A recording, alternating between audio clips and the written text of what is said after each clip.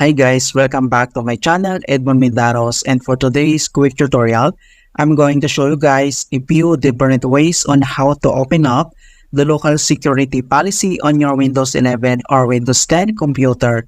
A quick info about local security policy in Windows 11 or Windows 10 is a management console that allows user to configure security settings on a local computer.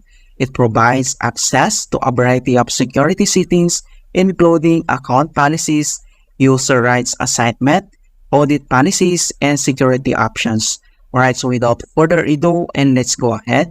So dito lang sa searching bar, ay kailangan mo lang i-type yung local security and then open mo lang siya. Ayan, so ito yung tinatawag na local security policy.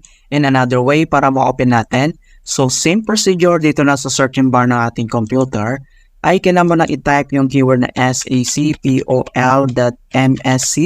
Yan yung itatype mo and then open lang natin. Ayan, so ito ulit. And another way para ma-open natin ulit ang local security policy, so dito lang sa start menu, click mo lang yan and then dito sa searching bar, ay kailangan mo lang i-type yung CMD or ito yung command prompt and then open lang natin. So dito sa command prompt ay kailangan mo lang i-type yung keyword na Secpol and then press mo lang yung enter.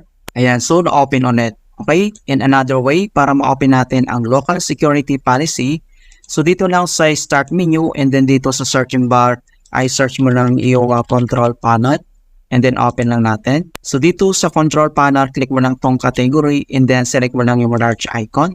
So dito sa large icon, kailangan mo lang select yung Windows tool.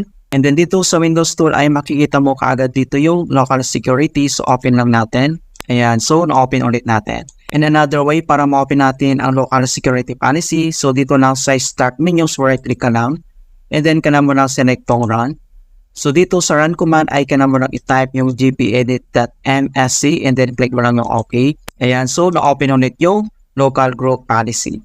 Yes, so ganoon lang po kasimple mga kaibigan kung paano natin i-open ang local security policy sa Windows 11 or Windows 10. So please don't forget to like this video and subscribe to my channel for more quality content. Thank you guys and see you on my next tutorial.